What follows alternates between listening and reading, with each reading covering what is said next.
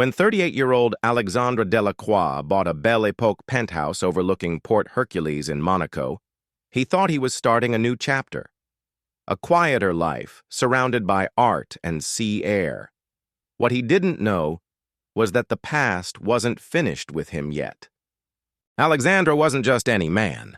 Born in Bordeaux, raised in Geneva, educated at Oxford, he made his fortune through a boutique hedge fund that specialized in algorithmic currency plays.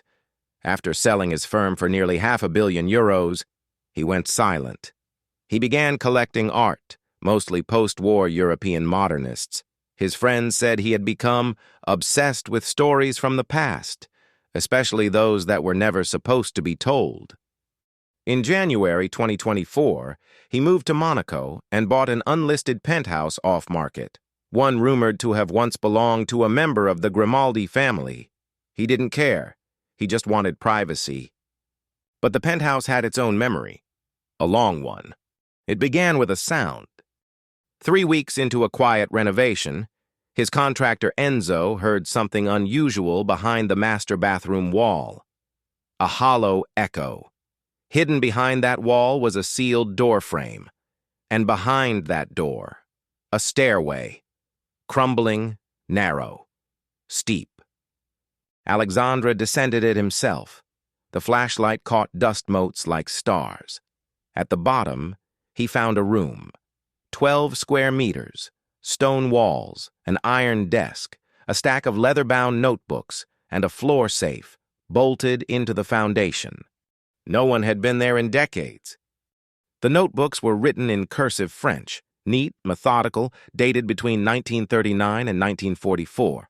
They were signed Etienne Moreau. Moreau was a French intelligence officer embedded in Monaco during World War II. But his cover? He lived as a private accountant. What the journals revealed was far more complex. Etienne had been documenting Nazi collaborators living within the Principality. Smugglers, sympathizers, and even a Monaco aristocrat suspected of laundering looted Nazi gold. And again, he referenced something called Le Cargo d'Or. The golden cargo. Alexandre's hands trembled as he turned the pages. Etienne had been tracking the movement of stolen wealth, art, jewelry, Nazi gold bars, passed through Monaco, en route to South America in the final days of the war. The last journal entry was from November 1944. They suspect. I heard boots above. The safe is sealed. If they find me before it's moved, the truth will stay buried. But if you're reading this, you must finish what I could not. It took 3 locksmiths to open the safe. Inside, Alexandre found 2 velvet pouches. One held 6 gold bars, each with the Reichsbank eagle and swastika still visible beneath rust. The second, a wooden box filled with loose gemstones, rubies, emeralds, diamonds.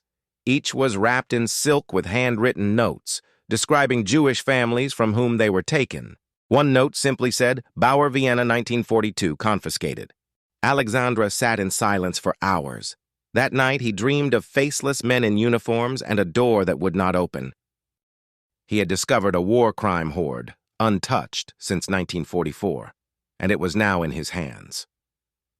The next morning, he emailed a historian, a woman named Dr. Coralie Giroux, who specialized in the resistance movements of the Riviera.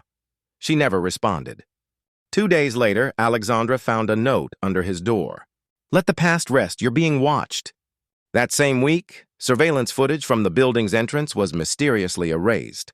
Feeling the walls close in, Alexandre placed the gold and journals in a private Swiss vault and booked a flight to Zurich.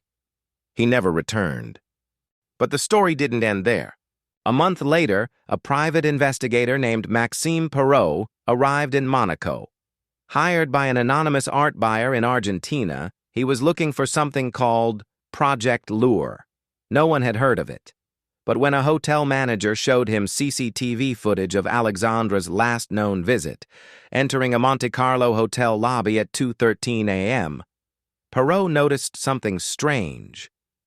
Alexandre was speaking with a man, bald in his 60s, dressed in a gray linen suit. The video had no audio, but Alexandre looked afraid. The man never blinked. The next day, Perrault's rental car was found abandoned in Aix. No trace of him was ever found.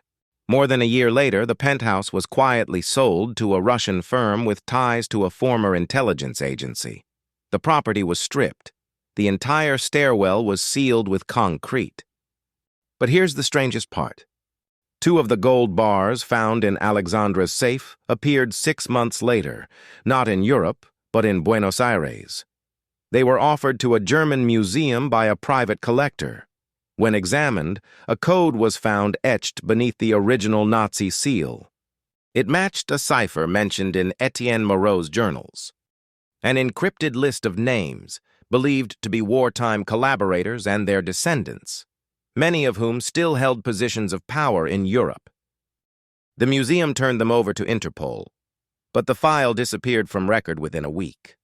And no one, not Interpol, not the press, ever found Alexandre again.